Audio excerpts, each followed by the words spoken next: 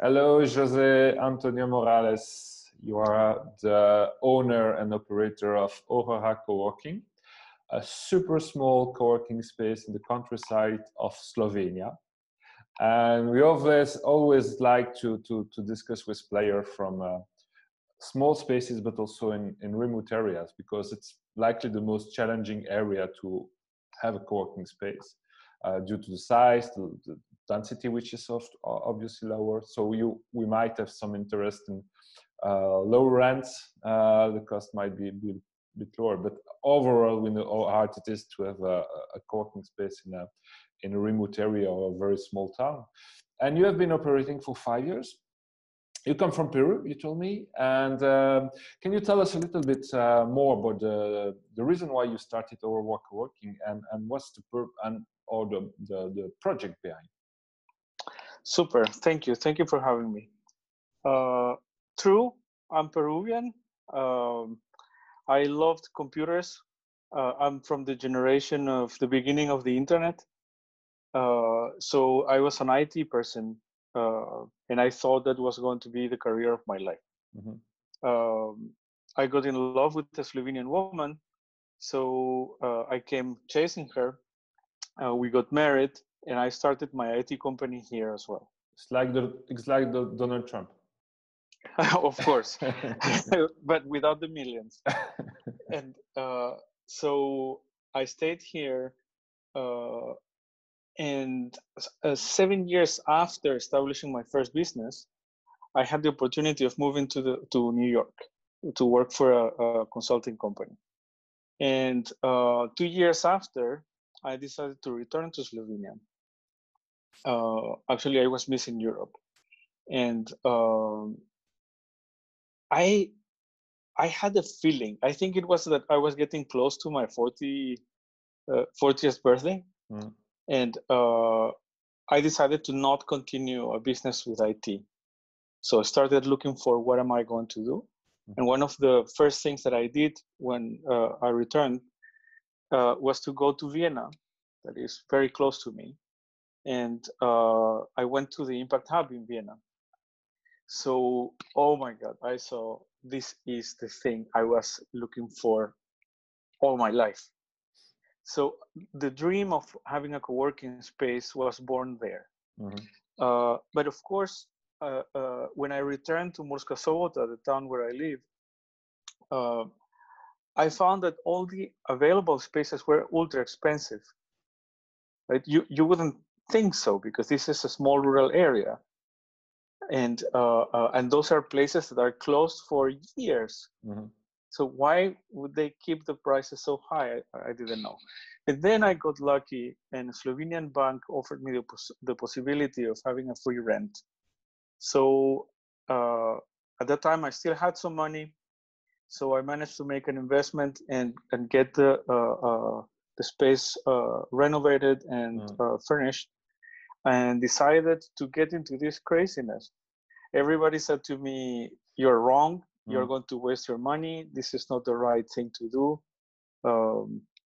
From one perspective, they were right. But from another perspective, they were totally wrong, because actually Aurora Coworking, although with 10 to 14 members, we have been awarded a couple of times Best Co-working Space in Slovenia. Okay, congratulations. Yeah, so that's the story. So on the one hand, that's the story we hear in many small co-working space, that it's a fulfilling activity for the founder, for personally, and you feel like you have impact. And on the other hand, we know so there is a social need there. That's what you are demonstrating. But so you said between 10 and 14 people. The space you told me is 100 square meter big, so it's pretty small. It might be enough for a small town like the one you are in, close to the border of Austria and Hungary, you told me. And what do you think of this model? Do you think that it's the only way to have co-working space in the countryside, to say, okay, we need someone who is passionate about it, who is ready to put some of his money or her money into the project, and then just live out of that? How do you see some space for, yeah, something which could be financially more sustainable? If we have to mention that the finance dimension is important. So, for instance, you have sponsors here. That's part of the model, you can say. What is your thought about it? Yeah. So at the beginning, I thought we were going to find more entrepreneurs willing to go to the co-working space, and that was not true. So the first thing I found is that not many people consider themselves entrepreneurs in a rural area, and no matter what we did, we would not get enough attention. So we made free lunches and whatever you can imagine. We get people, but we were not capable of getting entrepreneurs. Something that happened after is the first thing that we noticed is that our members were staying in the co-working space for a long time. So they were not coming and going. They were members for many months.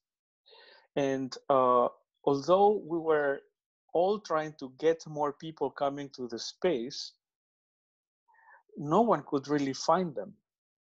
So we said, there's something weird here. So I asked them, why are you here? Why are you a member of a co-working space here? And basically they said, we want to be in a co-working space like this one to not be at home. So we are fine staying at home for a while, you know, but after a few days, we need to get a different space just to change your mindset. So that was really interesting. So I said, okay, so we are not a space for entrepreneurs. We're a space for anyone working from home. And that changed everything, you know, just that little, okay. But knowing that they wanted to stay for a long time, I started changing the model. I figured I was not going to be able to create an income from such a small co-working space. I am not very friendly with getting grants or support from the municipality. I wanted to keep the co-working space as independent as possible. We got a few grants and participated at some Erasmus Plus projects, but those are very small things, right?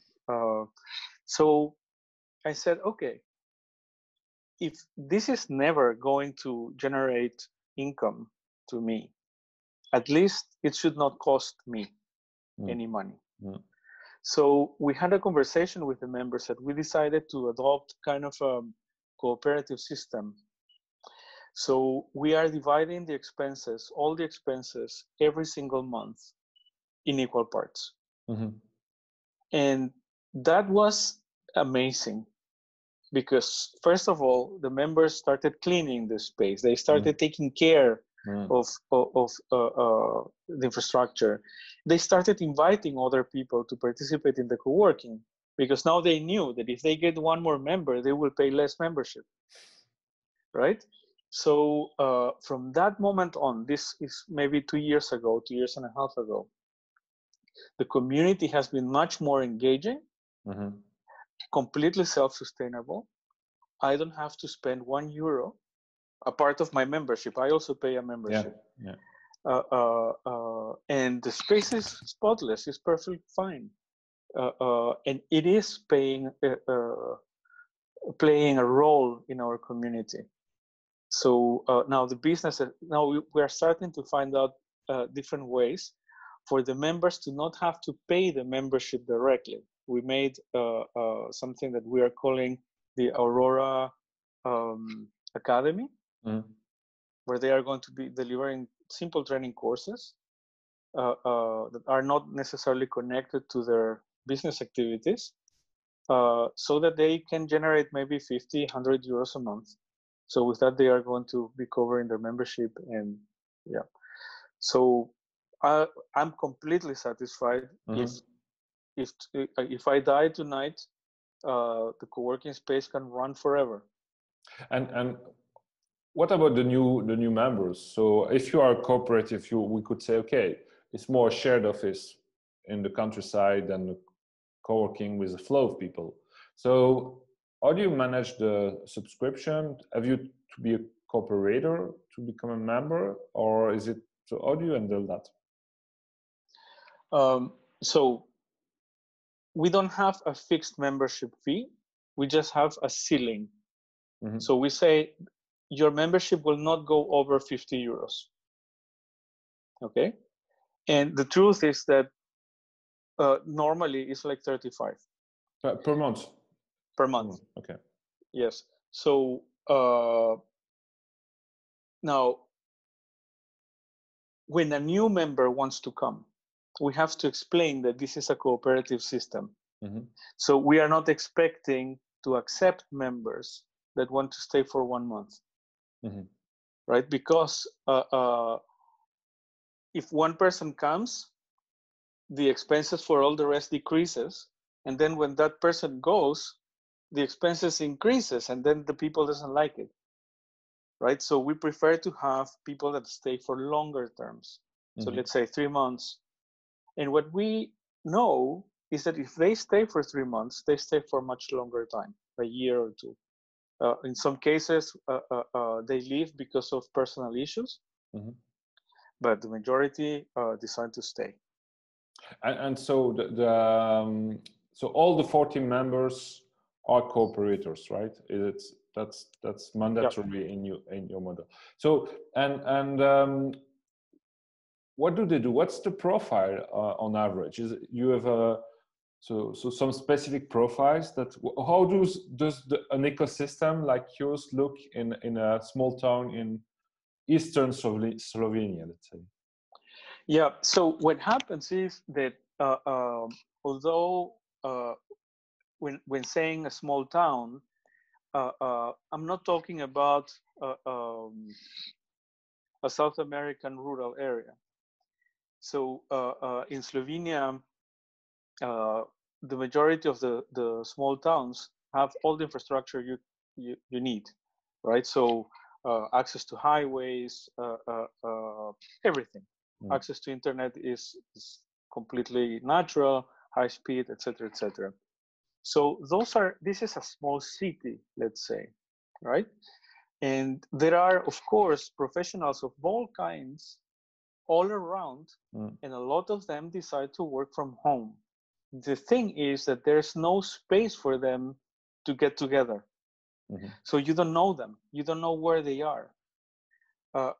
So that is what our co-working is achieving, is identifying some of them. So their profiles are very, very diverse. We have yoga trainers.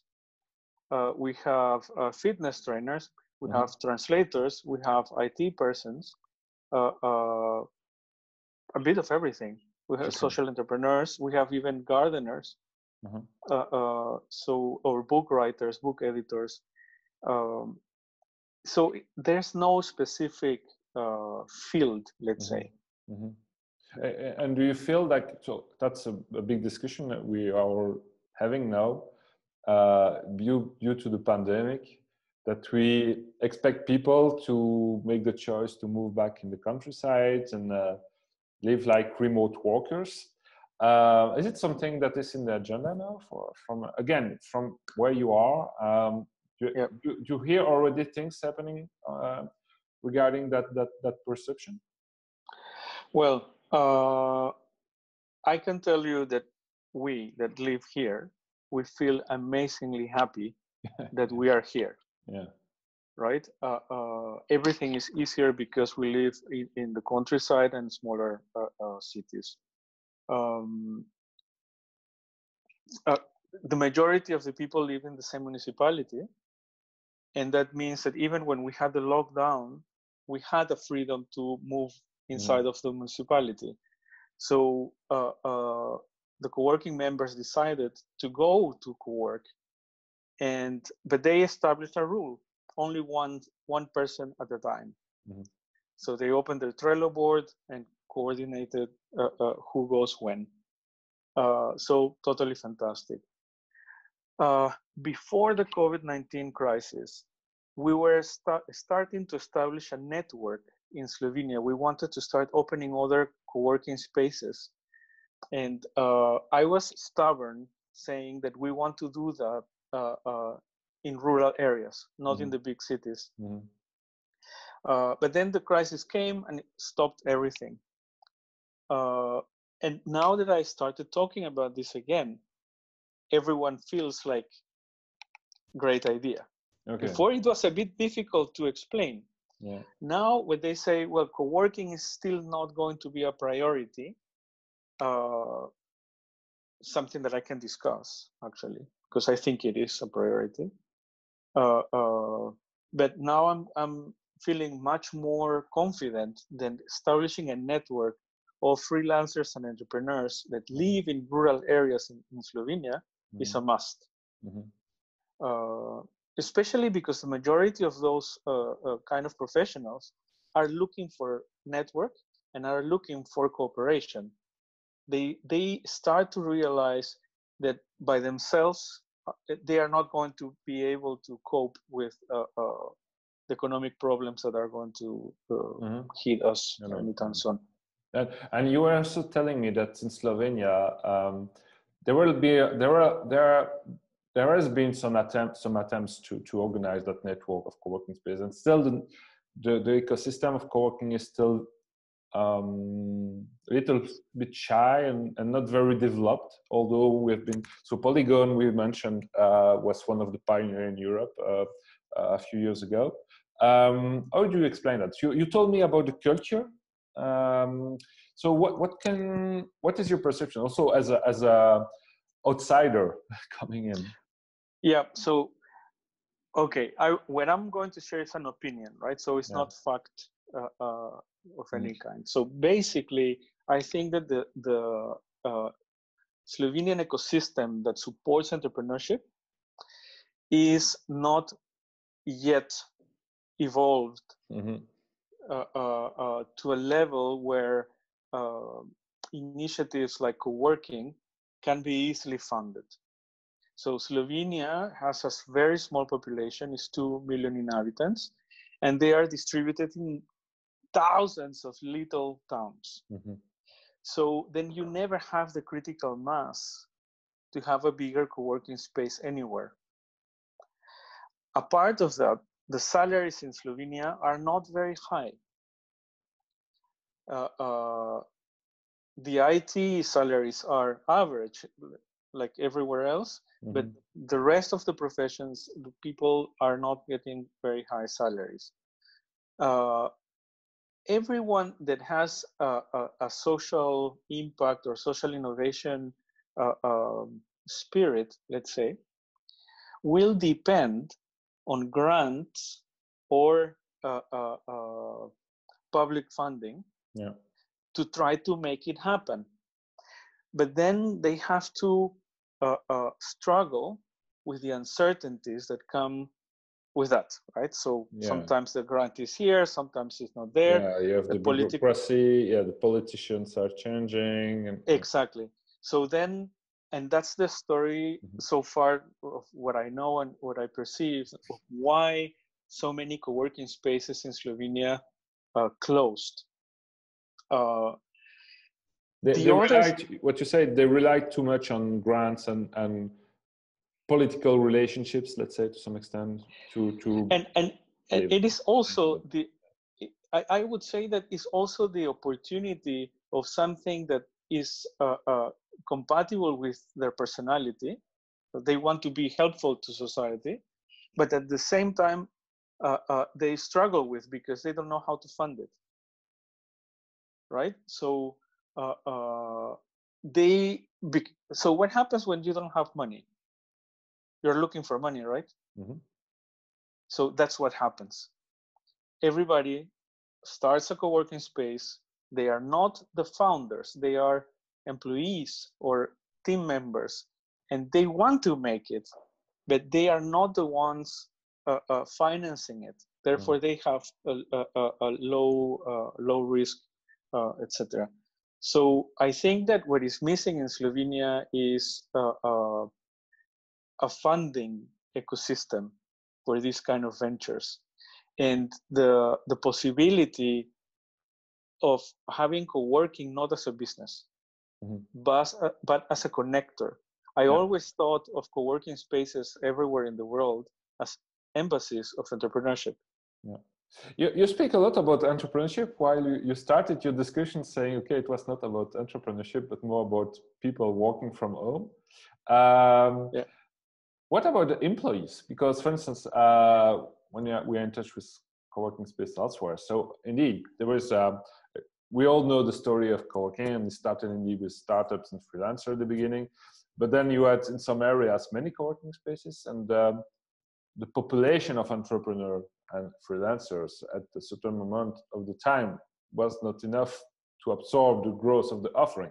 And we started to see that companies were paying also to be in co-working spaces. What about people who are employees of the company, even working from home or working remotely? And do you see some things moving there also post-COVID?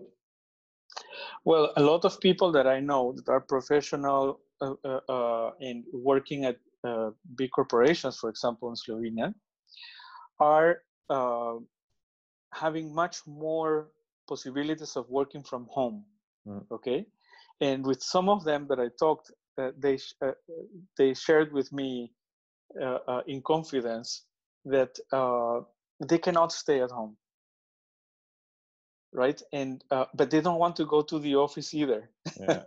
So, and they, a couple of them said to me, it would be amazing if Aurora Coworking would be here, because it's a small enough space so that I know that I'm not going to be crossing with half of the city, right? And I would be able to concentrate and work in peace, right? Because when they go to the office, then the meetings start, and you get the idea.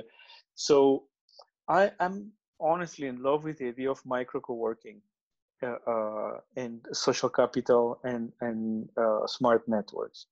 I think that's the way to do it, and then monetizing from different ways around the concept of co-working.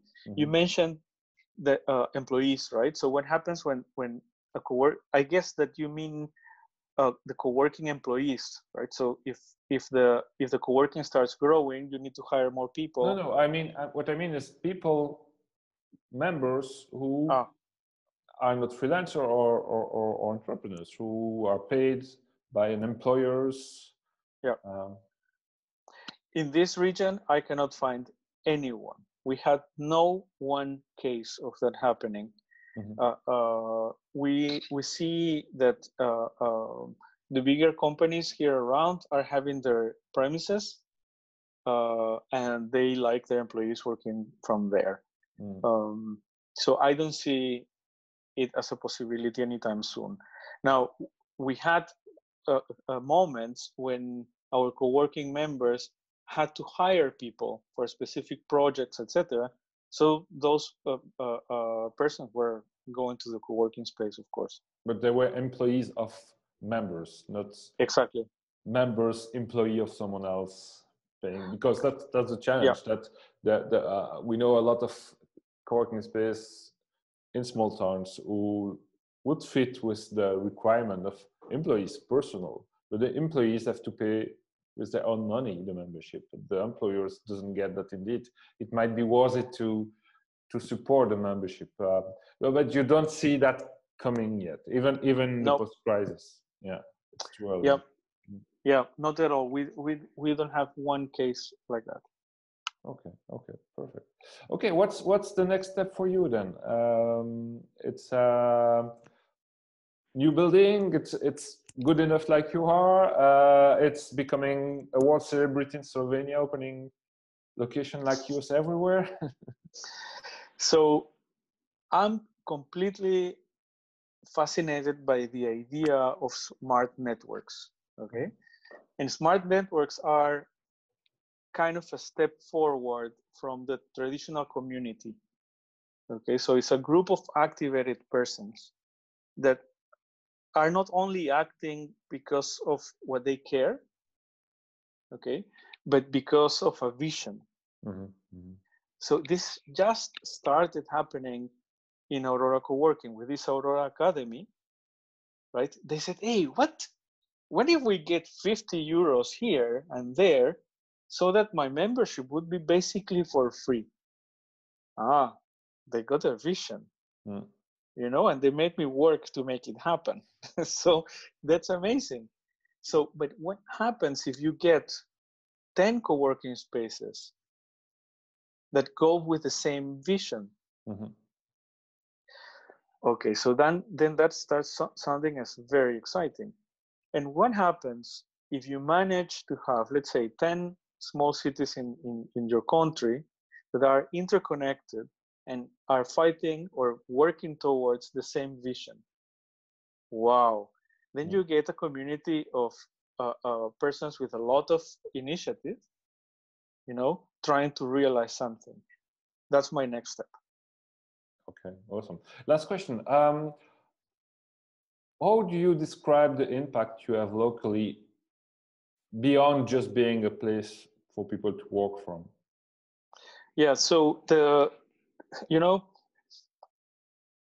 are a lot of persons saying that one of the diseases of our times is loneliness. Yeah. Right? So we learn to live lonely together. And what is happening in the co-working space is that the members are no lonely anymore. There are casual things that are happening beyond the program of the co-working, like going for lunch, like simple stuff, or talking about problems or talking about hobbies.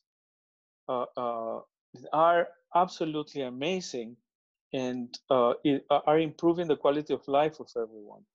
Yeah, we heard this statement once that from someone of years ago that co-working should be reimbursed by social security and healthcare system. Oh yes, really. We had so many different cases, and members that are no longer members, okay, because they moved to another place or whatever. Yeah. They are still in touch. They are still part of the community. Connected. Yeah. Yep. And what about your impact? I mean, outside your community, outside your members, players reaching out to us because you are a visible strength, or you weight in the overall ecosystem that is there locally. Yeah, that's how I would like to see me. I don't know how the community sees me, if I'm really making something for the community or not. Because it's very easy to say, you have, Jose, such a small co-working that maybe this is it's not doing any effect. The thing is that I don't run only these initiatives. I have a few other initiatives running here and there, mentoring programs and these kind of things. And I would say that my impact is bringing a different perspective to people. So in the co-working space, I'm kind of a mentor. So I just go there, sit down there, start talking with the people, and that's a mentoring session. But that goes in a casual way. It's not like, okay, book your session, and no, right? It just happens, and many members use it, right? I do the same thing with everyone. So with customers or with persons that I find wherever I go. You don't sell a methodology behind for 1,000 euro and No, not yet. Occurring. Not yet. I've been working lately with a group of people. It is called the Ashoka Visionary Program, that I'm absolutely crazy about. And we have been talking with some of them about this mentoring and consulting and how does it go.